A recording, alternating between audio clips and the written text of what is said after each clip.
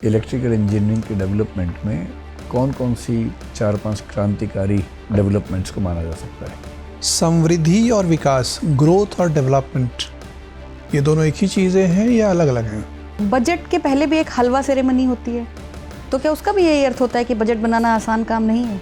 चमत्कारी व्यक्ति के बारे में खूब चर्चा होती है, उनको नीम करौली बाबा कहते हैं। क्या इनका करौली से कोई संबंध था?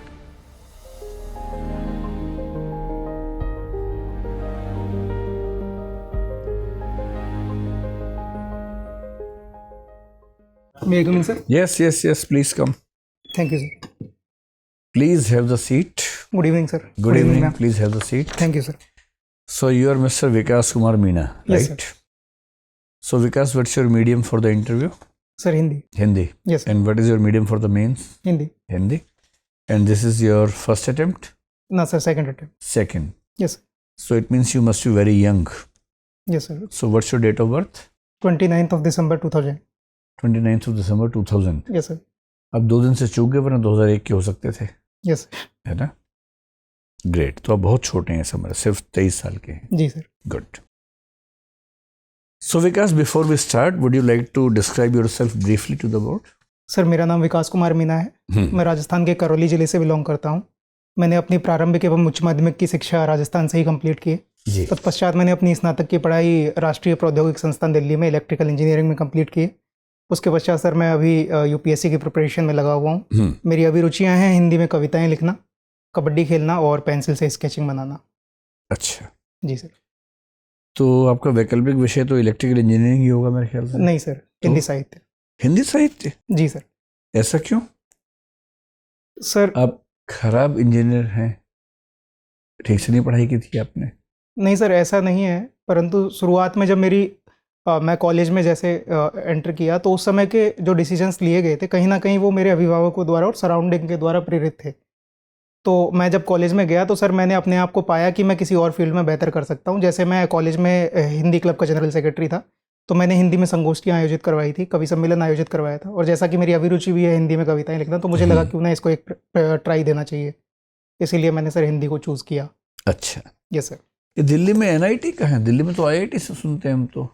सर 2010 में इस्टेब्लिश हुई है, नरेला में है प्रेजेंटली। अच्छा, नरेला में, जी दिल्ली सर। बॉर्डर पे है। जी सर। अच्छा, ठीक है।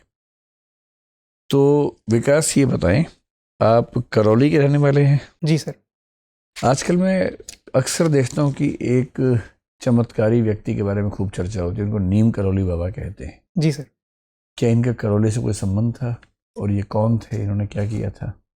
सर इनके बारे में ज़्यादा जानकारी मुझे नहीं है, परंतु इनका संबंध करौली से ना होकर उत्तराखंड से है सर। बाकी सर मुझे ज़्यादा आइडिया इनके बारे में है नहीं। लेकिन फिर भी जैसे नीम करौली बाबा हैं, देवराहा एक बाबा हैं, जी सर।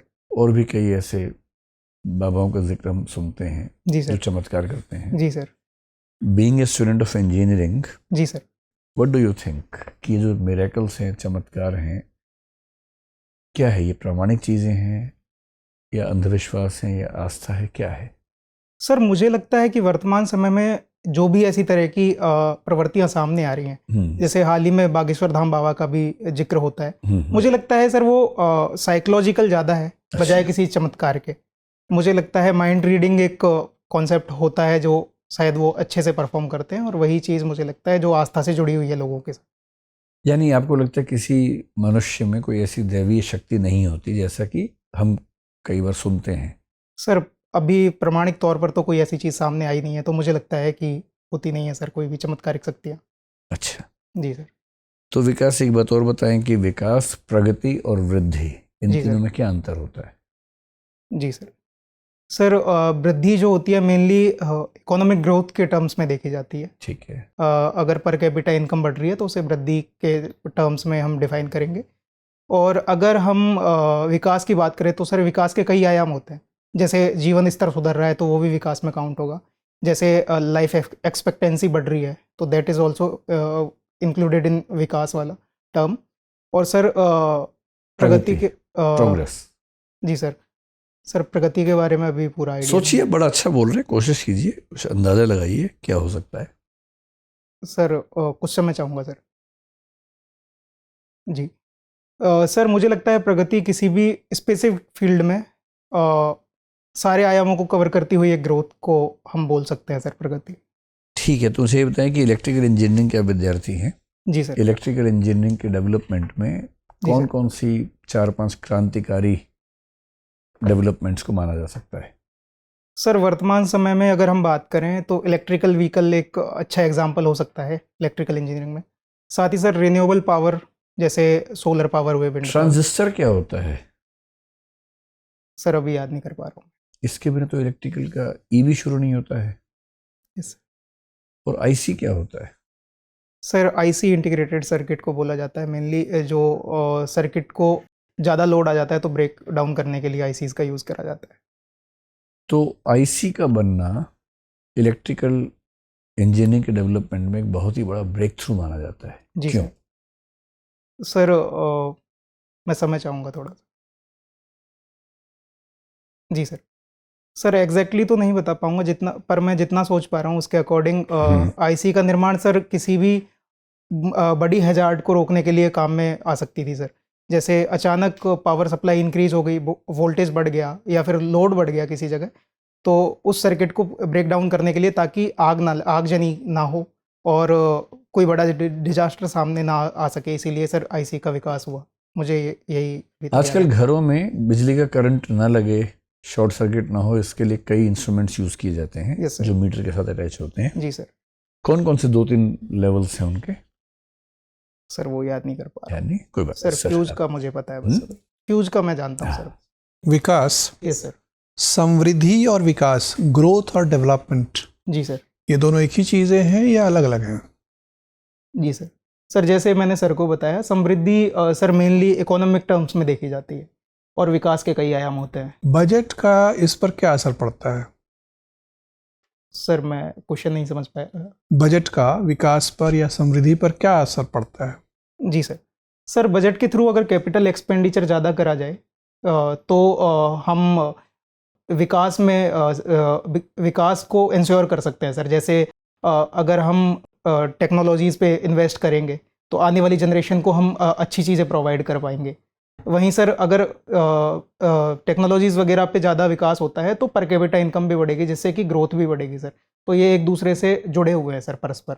लेकिन अगर किसी देश में पहले से ही क्षमता का आधिक्य है, जी सर, और इसलिए चीज़ें जितनी बन रही उतनी बिक नहीं पा रही हैं, जी सर, वैसे में कैपेक्स करना या पूंजीगत व्यय करना उपयोगी है या काउंटर प्रोडक्टिव हो सकता है? जी सर। सर मुझे लगता है कि एक कॉन्सेप्ट इकोनॉमिक्स में चलता है जिसमें यह है कि अगर किसी देश को अपनी परचेजिंग पावर बढ़ानी है या फिर किसी देश को विकसित राष्ट्र बनना है तो उसे अपने द्वारा प्रोड्यूस की गई चीज़ों को उपभोग करने वाले कंज्यूमर्स उनके पास होने चाहिए सर।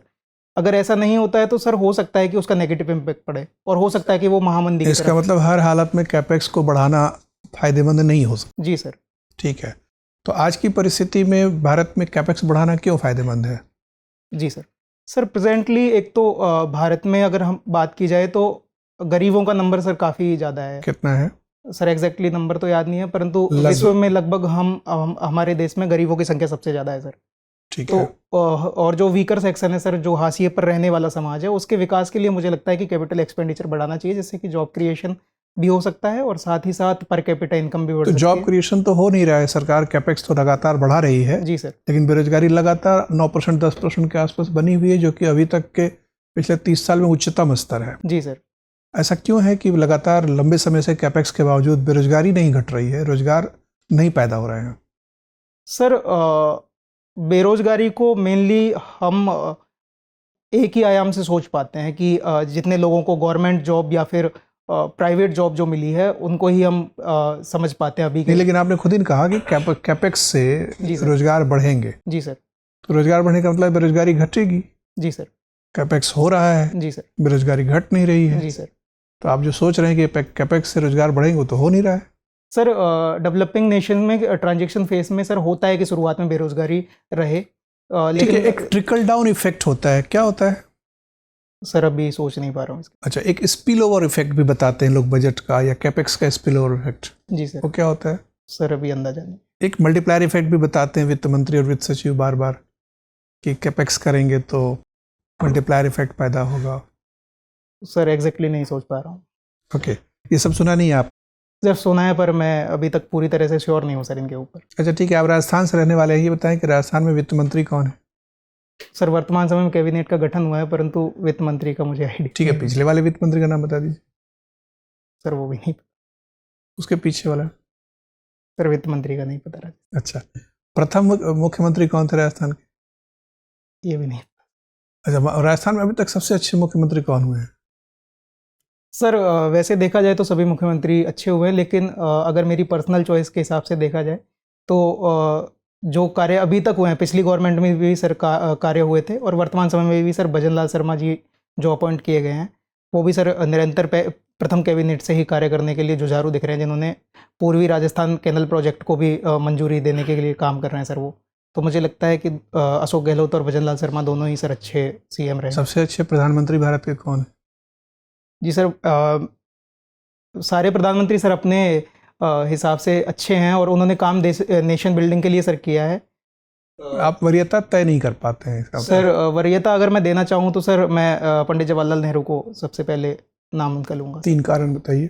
सर पहला, उन्होंने नॉन अलाइनमेंट मोशन जो है उसका सिद्धांत दिया सर भारत के फेवर में, और सर उसके अलावा दूसरा, पीस बिल्डिंग के लिए भी उन्होंने काफ़ी काम किया था कि भारत में सबसे पहले IIM IIT का डेवलपमेंट हो सके, नेशन बिल्डिंग का काम हो सके, और साथ ही सर भारत का एक स्टैंड जो सर अभी 2 ही याद कर पा रहा हूँ। ठीक है, धन्यवाद।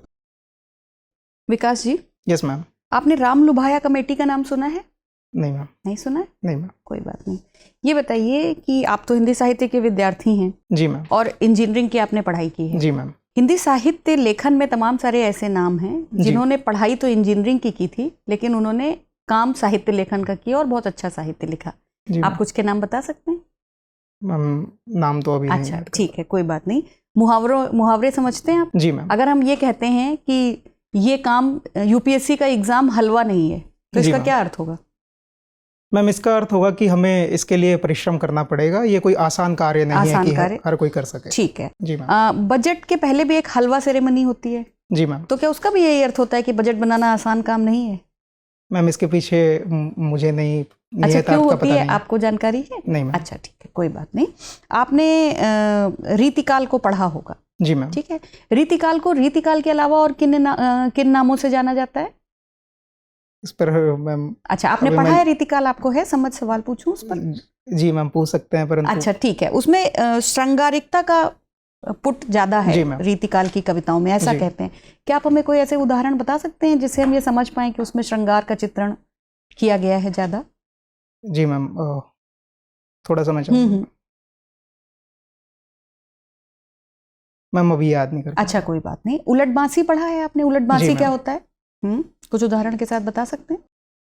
मैम एक कबीर का है मैम कि बरसेगा पानी भीजेगा बरसेगा कंबल भीजेगा पानी। हाँ, तो ये क्या है और साहित्य में इसका उपयोग क्यों होता है उलट बांसी? मैम किसी गूढ़ बात को कहने के लिए और उसका निहितार्थ अच्छी तरह से समझाने के लिए मैम शायद होता हो। अच्छा एग्जैक्टली नहीं याद। अच्छा ठीक है, ये बताइए कि विज्ञान पर जो है बहुत सारा साहित्य लिखा गया है विज्ञान के ऊपर।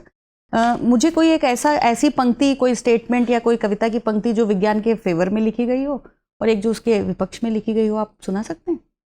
मैम विज्ञान के फेवर में तो नहीं है, परंतु एक है मैम, एक पंक्ति है जो प्रेजेंट टाइम में, जैसे दिल्ली की अगर बात करें तो पॉल्यूशन बढ़ रहा है, तो उसके रिगार्डिंग लिखी गई थी कि उसमें लिखा था कि मैम कि आइसलैंड की हवा इतनी कोमल और इतनी स्वच्छ और इतनी साफ है कि मन करता है कि इसे जेब में भर के दिल्ली ले चलूं। एग्जैक्टली लेखक को याद नहीं कर पा रहा हूं। ठीक है, कोई बात नहीं। आपको साहित्य, हिंदी कविताएं लिखना पसंद है, आपने अपने इसमें लिखा और हिंदी के लिए आपने काफी काम भी किया है। जी मैम। मान लीजिए आपको एक कैंपेन चलाना है प्रदूषण जो है उसके प्रति लोगों को जागरूक करने के लिए, और आपको उसके लिए कोई एक स्लोगन लिखना है जी, तो आप क्या अभी तुरंत सोच के हमें बता सकते हैं कोई बढ़िया सा स्लोगन? मैम समय चाहूँगा। हाँ हाँ बिल्कुल, आप अपना समय लीजिए। मुझे कविता लिखने के लिए थोड़ा समय लगता है, परंतु मैं सोच सकता हूँ थोड़ा सा। जी मैम। मैम इतना बेहतर नहीं है, परंतु मैं सोच पा रहा हूँ जो कि प्रदूषण की अभी बढ़ रही देखो मार है, चारों ओर फैला हाहाकार है। ठीक है, बहुत बढ़िया। मेरा आपसे आखिरी सवाल है कि क्या आपने अपने निजी जीवन में कभी कोई ऐसे स्लोगन्स सुने हैं जिनको सुन के आपको लगा कि वाह, इसने मेरे दिमाग पे ऐसा असर किया है और अब मैं गंदगी नहीं फैलाऊंगा, या अब मैं जिस चीज़ से जागरूक करने के लिए आपको किया गया वो काम नहीं करूंगा? मैम एग्जैक्टली मैंने जीवन में तो अभी तक जो स्लोगन पढ़े हैं वो सारे अच्छे हैं मैम, परंतु एक मुझे जो लगता है कि जनसंख्या नियंत्रण के लिए बहुत अच्छा स्लोगन है कि बच्चे दो ही अच्छे। हाँ, तो उसका भी मैम प्रचार प्रसार होना ठीक, चाहिए ताकि ठीक, बढ़ती हुई आबादी thank को you। रोका जा सके। सर। विकास जी, आप अभी बच्चे दो ही अच्छे के बारे में बात कर रहे थे। जी सर। राजस्थान का एक पिपलांतरी विलेज है, नाम सुना है? नहीं सर। बहुत चर्चा में है, खबरों में ये वाटर जी। कंजर्वेशन को लेकर के बहुत चर्चा में था। जी सर। नाम सुना है इसके बारे नहीं में? सर। नहीं सुना है, चलिए कोई बात नहीं। राजस्थान में वाटर कंजर्वेशन के लिए क्या करना चाहिए? जी सर, रेन वाटर हार्वेस्टिंग का यूज़ कर सकते हैं। उसके अलावा सर एक छोटी छोटी कुएं बनाई जाती है सर, जो रेगिस्तान वाले इलाके हैं वहाँ पर। इस पर हाल ही में एक डॉक्यूमेंट्री भी आई थी सर, पिपासा नाम से, तो उसमें उनके बारे में बताया गया था। उसके अलावा सर जोहड़ वगैरह होते हैं, तालाब वगैरह होते हैं, उनका निर्माण भी सर किया जा सकता है राजस्थान में वाटर कंजर्वेशन के लिए। और सरकार क्या कर रही है इस समय? सर प्रेजेंट टाइम में जो एक मिशन है हर घर जल नल मिशन, उसको सर इम्प्लीमेंट किया गया है सरकार ये द्वारा। हर घर हर जल हर नल, ये जो मिशन है ये तो बेसिकली फंक्शनल टैप वाटर के लिए है। जी। तो ये वाटर कंजर्वेशन से कैसे रिलेटेड है? जी सर, उसके रिगार्डिंग सर एग्जैक्टली याद नहीं कर पा रहा हूँ, परंतु एक प्रोग्राम और है sir, Aravalli green wall project sir, उसमें भी इंक्लूड किया गया है वाटर कंजर्वेशन को। अच्छा। जी सर। खास करके राजस्थान एक ऐसा इलाका है जो शुरुआत से बहुत ही ज़्यादा आलोचना के, खास करके जो फेमिनिस्टिक ऑर्गेनाइजेशंस है उसको बहुत आलोचना के नज़रिए से देखती हैं कि बहुत पेट्रियार्कल है। जी सर। कैसे राजस्थान में वेमेन्स की कंडीशन को इम्प्रूव किया जा सकता है? जी सर। सर प्रेजेंट टाइम में जो सबसे बड़ी समस्या है वुमेन्स एम्पावरमेंट के सामने, वो एक है सर सामाजिक कुंठाएं सर मेनली। तो सर हमें सबसे पहले समाज को एजुकेट करना पड़ेगा, हमें संगोष्ठियां आयोजित करवानी पड़ेंगी, और कोई महिला अगर उस क्षेत्र से या राजस्थान से कोई जो सक्सेस हुई हो उसके साथ सर हम उसको लाके मंच पर लाके सबके सामने एग्जाम्पल सेट कर सकते हैं। साथ ही कुछ योजनाएं हैं सर, जैसे बेटी बचाओ बेटी पढ़ाओ स्कीम है, सुकन्या समृद्धि योजना है सर। उसके अलावा राजस्थान में वर्तमान समय में महात्मा गांधी इंग्लिश माध्यम विद्यालयों की भी स्थापना करी जा रही है। उसके अलावा सर एसएचजी को प्रमोट करके भी महिलाओं को एम्पावर किया जा सकता है। जैसे राजस्थान में अभी एक एसएचजी है, स्पेक्ट्रा वर्सा फाउंडेशन करके। ये जो एसएचजी का कॉन्सेप्ट है ये केवल विमेन से एसोसिएटेड ही क्यों है? खास करके विमेन्स को ज़्यादा, मेन भी तो एम्पावरमेंट की ज़रूरत है आज की डेट में। यस सर, पर सर देखा जाए तो एक बात कही जाती है कि महिलाओं द्वारा संरक्षित पैसा परिवार के उत्थान में काम करता है। तो इसीलिए सर मोस्टली अभी वर्तमान समय में भारत में एसएचजी में लगभग 88% एसएचजी में महिला ही एम्प्लॉयज़ हैं, ताकि उनको भी एम्पावर किया जा सके। मेरा आखिरी सवाल विकास आपसे, जी सर। 2023 का साल बीता, जी 24 में प्रवेश करते हैं हम। जी सर। 23 में आपके जीवन में कोई ऐसी घटना बताइए जिसको सबसे ज़्यादा आपको प्रभाव किया, मतलब प्रभाव में आपको प्रभावित किया जिसके लिए। जी सर। सर घटनाएं तो काफ़ी रही हैं 2023 सबसे ज़्यादा में। जिसने आपको पर प्रभावित सर किया। मैं इमोशनली ब्रेक डाउन हुआ था सर एक बारी, अभी 2023 में मेरी नानी जी एक्सपायर हुई थी सर। मैं काफ़ी क्लोज था उनके, तो मुझे उस चीज़ का सदमा लगा सर काफ़ी। अच्छा, और देश के लिए जो सबसे ज़्यादा इमोशनल पल आपके लिए था 2023 में? सर मुझे लगता है पर्सनली 2023 का ही नहीं, परंतु हर समय का सबसे ज़्यादा इमोशनल क्षण वो होता है जब देश की प्रतिभाओं को सम्मानित किया जाए। तो राष्ट्रपति द्वारा पद्म भूषण पद्म विभूषण जो जैसे सम्मान है सर, वो जब जो लोग जो उनके हकदार हैं असली उनको दिए गए थे, तो सर वो मेरे लिए एक प्राउड मोमेंट है। राजस्थान में इस साल पद्मश्री या पद्म भूषण किसको मिला है इस बार? तो सर उनके बारे में आइडिया नहीं आपको तो प्रभाव, पिछले साल किसको मिला था? है सर, इस पर पकड़ नहीं है सर अभी। चलिए कोई बात नहीं। विकास, भारत रत्न किनको दिया गया है? सर बिहार के पूर्व मुख्यमंत्री श्री कर्पूरी ठाकुर जी को दिया गया। ठीक है। पद्म विभूषण भी 5 लोगों को दिया गया है, आप 1-2 नाम बता सकते हैं? सर अभी याद नहीं कर पा रहे। ठीक है। ये बताइए, आपका कबड्डी में रुचि है। जी सर। तो एशियन गेम्स कहाँ हुए थे और उसमें फाइनल्स में कौन जीता? कौन सी 2 टीम खेली और कौन जीता? सर एशियन गेम्स बीजिंग में हुए थे अभी। बीजिंग में हुए थे? सर एग्जैक्टली जगह नहीं पता, चाइना में हुए थे लेकिन। हम्म। और सर ईरान और भारत मेंस कबड्डी में फाइनल में थे। हाँ। और भारत विजयी रहा था सर। और महिलाओं की कबड्डी में चाइनीज़ ताइपे और महिलाएं, भारतीय महिलाएं थी सर, उसमें भारतीय महिलाएं विजयी रही। अच्छा, तो ये भारत और ईरान के गेम में कंट्रोवर्सी क्या हुई थी, बहुत संक्षेप में बताइए। सर पॉइंट को लेके एक इश्यू आ गया था, उसकी वजह से 1 घंटे तक खेल रुक गया था सर। जो सर उसकी डिमांड थी कि वो भारत के फेवर में पॉइंट दिया गया था, लेकिन ईरान वाले जो प्लेयर थे वो कह रहे थे कि सर ये पॉइंट नहीं दिया जाना चाहिए। तो पहले पॉइंट ईरान को दे दिया गया था या भारत को दिया गया था? हाँ सर, पहले पॉइंट ईरान को दे दिया गया था, लेकिन बाद में बदल के भारत को दे ठीक दिया है। गया था। मुझे ये बताइए, आजकल काफ़ी चर्चा होती है कि कहीं कहीं कॉन्स्टिट्यूशन साइलेंट है हमारा, जी ठीक है? तो ऐसा कोई एग्जांपल दे सकते हैं जहाँ की कॉन्स्टिट्यूशन साइलेंट है, यानी कि बता नहीं रहा है कि इसमें ऐसे मामले में क्या होना चाहिए?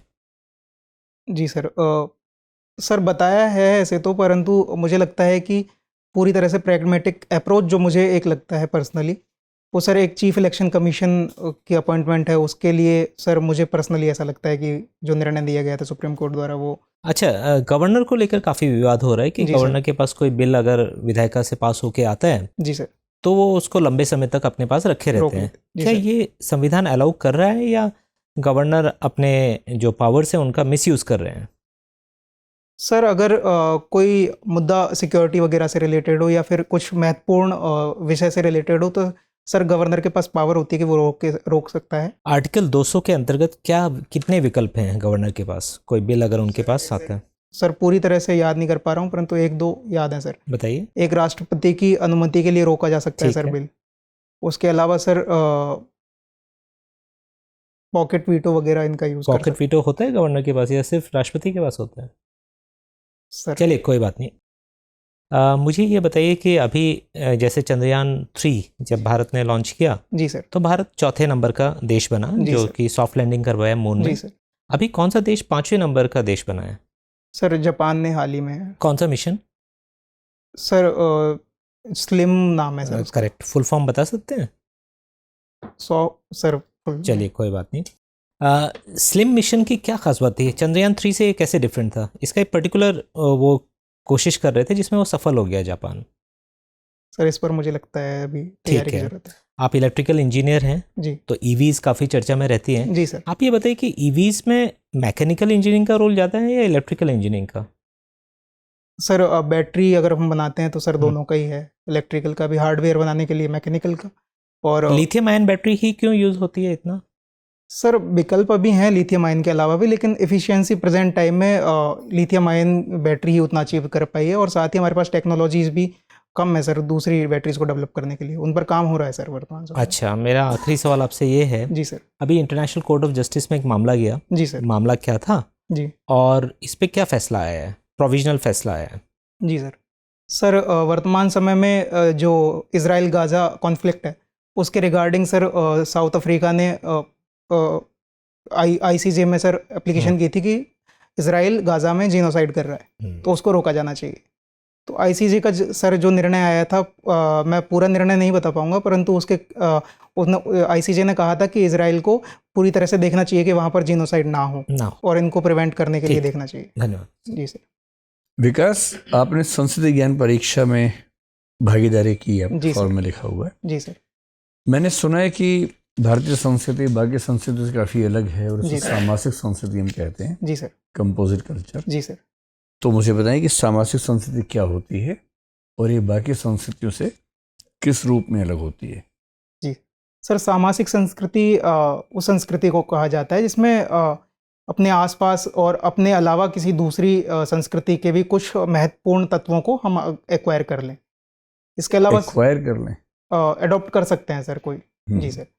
तो सर उसमें 2-3 खूबियां हैं भारतीय संस्कृति में। सर पहला वसुधैव कुटुंबकम। उसके अलावा सर नारी पूजा एक संस्कृति का पार्ट है। एक श्लोक है सर कि यत्र नार्यस्तु पूजन्ते रमन्ते तत्र देवता। उसके अलावा सर अतिथि देवो भव की संस्कृति भारतीय समाज में है। उसके अलावा सर मैं प्रेजेंट टाइम पे यही याद कर पा रहा हूँ। ठीक है विकास, बड़ा अच्छा लगा आपसे बात करके। अब जा सकते हैं, धन्यवाद। Thank you.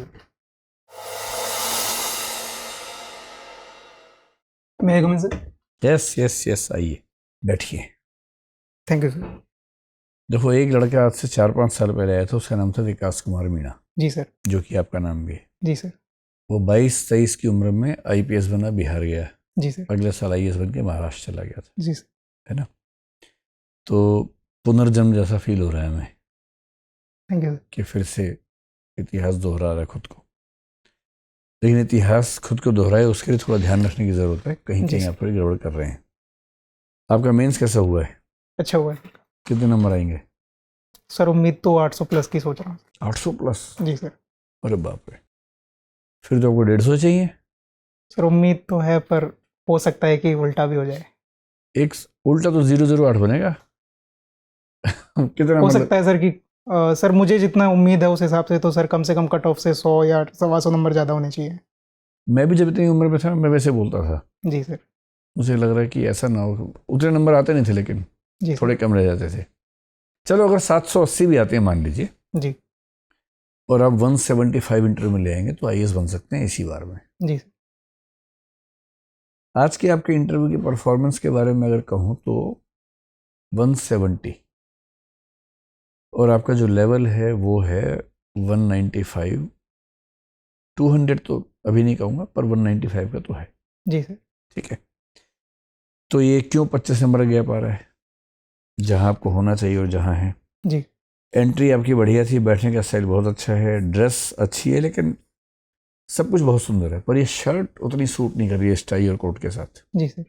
तो अगर केवल एक चीज़ बदलनी है, शर्ट बदल लीजिए। सर वाइट यूज़ कर सकता हूँ। वाइट या बहुत हल्की सी ग्रे इस पे चलेगी, एकदम सही लगेगी। जी सर। ये हल्की सी ग्रीन में है ना, वो मैच नहीं कर रही है जी सर। सर। ठीक है, और अगर शर्ट चेंज नहीं करना चाह रहे हैं तो टाई चेंज कर लीजिए। टाई कोई एक है चीज़ सर चेंज कर ऑप्शन। लीजिए, है ना। ठीक है, सर ग्रे टाई रख सकता हूँ। वो देखना पड़ेगा यार, वो या तो दिखा देना मुझे या किसी को दिखा देना, जी सर। तो वो ज़्यादा अच्छा रहता है। क्योंकि ग्रे भी तो बहुत शेड्स होते हैं ना, कौन सा ग्रे आप पहनेंगे वो देखना पड़ेगा। जी सर। और टाई में बड़ा कलर का ध्यान रखना ज़रूरी होता है। ठीक है, जी सर। इंट्रो बहुत बढ़िया दिया आपने, थैंक यू सर। और इंट्रो सुन के हमें लगा कि बस उसी व्यक्ति की खोज पूरी हुई जिसके लिए UPSC ने सब किया था। जी सर। हिंदी साहित्य क्यों लिया आपने, बहुत अच्छा तरीका बताया कि ये वजह थी, और मैं तो संगोष्ठी करवाता ही था तो मैंने हिंदी साहित्य ले लिया। जी सर। हम आपसे अति प्रभावित हो गए वहाँ तक। Thank you sir. आप करौली से हैं, नीम करौली, बाबा पूछते ही आप घबराने लगे थोड़ा थोड़ा। जी सर। आपने ठीक स्टैंड लिया, लेकिन अपनी ओर से किसी का नाम जोड़िए मत। जी सर। जैसे मैंने 2 नाम बोले, नीम करौली, देवराहा, ऐसे में जनरली उनका नाम बोलना चाहिए जो इस दुनिया में नहीं है, जी। ताकि डिस्प्यूट ज़्यादा ना हो। जी सर। और अपनी ओर से कोई नाम जोड़ के मत बोलिए जी सर। किसी का भी। ठीक है, स्टैंड आपका ठीक था कि मनोवैज्ञानिक मामला ज़्यादा होता है, जी सर। और जब लगे कि मेंबर्स खुद थोड़े आस्थावान लग रहे हैं तो थोड़ा सा विनम्र हो गए। सर मतलब मेरा अनुभव नहीं है, पर मेरी समझ है कि इसमें मनोविज्ञान की भूमिका ज़्यादा होती है, दैवीय शक्तियों की भूमिका कम होती है। जी सर। विकास, प्रगति, वृद्धि, समृद्धि, ये सब ध्यान से देख लेना, क्योंकि आप उलझ रहे थे। प्रगति आपने गलत बताया। जी सर। प्रगति होती है सोशल मोरल डेवलपमेंट को बोलते हैं प्रोग्रेस। जी सर। जब समाज में डेवलपमेंट हो, सामाजिक नैतिक मुद्दों पर, उसको प्रगति कहते हैं। जी सर। इसे नैतिक विकास नहीं बोलते आमतौर पर, नैतिक प्रगति बोलते हैं। आर्थिक वृद्धि बोल देते हैं, और विकास ओवरऑल ऑलराउंड होता ही है, आपको पता ही है, ह्यूमन डेवलपमेंट इंडेक्स वगैरह। इलेक्ट्रिकल इंजीनियरिंग में तो डब्बा गोल है, शुरू से ही है या अभी है? पहले से ही है सर। पहले से ही है, लेकिन तब भी यार कुछ पढ़ लो उसके बारे में। ट्रांजिस्टर अगर आप नहीं बताएंगे, ट्रांजिस्टर तो इलेक्ट्रिकल इंजीनियरिंग की मतलब पहली बड़ी क्रांति मानी जाती है। उसके बाद जाके फिर IC वाईसी बनने शुरू हुए, सारा खेल तो उसके बाद का ही है। तो मैं तो साहित्य का विद्यार्थी होकर जानता हूँ ट्रांजिस्टर क्या होता है। आपने BTech किया NIT से, है ना। तो इलेक्ट्रिकल इंजीनियरिंग में किसी से मिलके, या इंजीनियरिंग के फर्स्ट ईयर में जो सारी इंजीनियरिंग के बारे में पढ़ाते हैं ना थोड़ा थोड़ा, उतना इलेक्ट्रिकल कम से कम पढ़ लो। जी सर। और किसी इलेक्ट्रिकल वाले के साथ बैठ के, अभी 3-4 बच्चे ऐसे उसी सब्जेक्ट वाले, सारे बैठो साथ में एक दिन, 50 जो कंसेप्ट चल रहे हैं और जो लेटेस्ट है EV वगैरह, उनको देख लो एक बार ठीक तरीके से। ठीक है, भाषा आपकी बहुत अच्छी है, बोलने का स्टाइल बहुत अच्छा है, आप अंग्रेजी भी अच्छी बोल लेते हैं, थैंक यू। ये आपकी समृद्धि इसी में है। लेकिन फैक्ट्स के मामले में आप कमज़ोर हैं। जी सर। इकोनॉमी हो, करंट अफेयर्स हो, राजस्थान हो, हर जगह 1-2 उत्तर देने के बाद आप फिर माफ़ी मांगने पे आ जाते हैं। इतनी माफ़ी मांगना ठीक नहीं है। आपके राजस्थान उन राज्यों में है बहुत कम जहां महिला वित्त मंत्री है, जो कि डेप्यूटी सीएम भी है, दिया कुमारी, आपको उनका नाम ही नहीं पता। फिर ये पिपलांतर ये गांव है जहां एक बच्ची हो तो 101 पेड़ लगाने की प्रथा है, 7-8 साल से, बहुत 5-6 साल से बहुत फेमस विलेज है। प्रथा का पता था सर, नाम नहीं पता था गाँव का। मेरे भाई नाम पता होना चाहिए जी सर। आपको, हमें बेशक ना पता हो, जी सर। आप राजस्थान से ना, आपको पता होना चाहिए। सर आप रिपीट करेंगे गांव का नाम? पिपलांतरी। Okay sir. सामासिक संस्कृति वाला आंसर ठीक था। सामासिक का बेसिक मतलब समास, जोड़ के चलना, विभिन्न संस्कृतियों को एक साथ लेके चलना, गंगा और यमुना को साथ साथ लेके चलना, गंगा जमुनी संस्कृति, वो इसका भाव होता है। ठीक है जी सर। तो साहित्य में भी आप थोड़े से वीक दिखे हमें, राजस्थान पे, करंट अफेयर्स पे, इकोनॉमी पे। तो कहने का भाव क्या है, कुछ टर्म्स आपने गलत बोल दी, कहीं एक्वायर बोल दिया, जी जबकि एडॉप्ट बोलना चाहिए था। ऐसा 2-3 बार हुआ। तो कहने का मतलब ये हुआ कि अब कब है आपका इंटरव्यू यूपीएससी में? 9 फरवरी को। 9 फरवरी, और आज है 30 जनवरी, 10 दिन आपके पास है ना। आपको इन 10 दिन में ज़्यादा मॉक इंटरव्यू देने की ज़रूरत नहीं है, जी। क्योंकि एक्सप्रेशन, कॉन्फिडेंस, उन सब में आप शानदार हैं। आपकी अकेली कमी है तथ्यों में, जी। और तथ्यों के लिए पढ़ना पड़ता है। खूब जम के पढ़ो राजस्थान के बारे में, और जो करंट इश्यूज हैं वो सब पढ़ो अच्छे से, और 3-4 दोस्तों का ग्रुप बना के रोज़ 1-2 घंटे डिस्कस करो करंट इश्यूज पे। तो मेरे ख्याल से अब 190-195 तक आ सकते हैं, और 190 आ गए तो काम खत्म है। बहुत सुंदर कार्डर के साथ या होम कार्डर के साथ आईएएस मिल सकते। जी सर। ठीक है, कोई सवाल आपका? सर एक क्वेश्चन था जनरल। हाँ, सर पूछिए। हिंदी साहित्य का जैसा मेरा पेपर हुआ, हाँ हाँ, तो उसमें सर व्याख्या मेरी सारी ठीक है। ठीक है। तो सर बाकी मेरी लैंग्वेज थोड़ी सी, मैंने सर उस पर सिरोरेखा नहीं लगाई है सर, बहुत फर्क नहीं पड़ता। उन पे शुरू में तो लगा दी होगी कुछ प्रश्नों में। 1-2 क्वेश्चन पे लग पाई हाँ, है ठीक सर। है, और बाकी जीएस में भी सर ऐसा ही हुआ है। ठीक ठीक। जी सर। और सर एक ये फैक्ट वाली चीज़ें अचानक स्किप कर जाती हैं, अगर मैं पढ़ के भी आता हूँ तो फिर वो। स्किप नहीं कर रही है, मुझे जो लग रहा है कि आपकी अप्रोच में फैक्ट्स पे ज़्यादा ध्यान नहीं देने वाली टेंडेंसी है। जी सर। ऐसा मेरे साथ भी था आपकी उम्र में, जी। लेकिन बिना फैक्ट्स के ना बहुत प्रामाणिक बात कर नहीं पाएंगे। जी सर। तो केवल तर्कों से लगता है कि हवाई बात चल रही है, जब तक तथ्यों से आप सब्सटेंशिएट ना करें। जी सर। तो ये होता कई लोगों के साथ। हो सकता है आपकी टेंडेंसी ऐसी रही हो कि फैक्ट्स पे आपका मन कम लगता हो, पर इंटरव्यू नंबर लेने में सीधी सी बात, और 10 दिन बहुत है आपके लिए, आप मेहनत करेंगे तो हो जाएगा। जी सर। इलेक्ट्रिकल इंजीनियरिंग पर भी बेसिक जरूर देख लेना, 3-4 दोस्तों से डिस्कस करो खूब जम के। जी सर। ठीक है, हो जाएगा इसी बार। मुझे लग रहा है कि आप आईएएस बन जाएंगे इसी बार। शुभकामनाएं। Thank you sir. मिठाई खिला देना फिर बाद में। ठीक है सर। Thank you sir.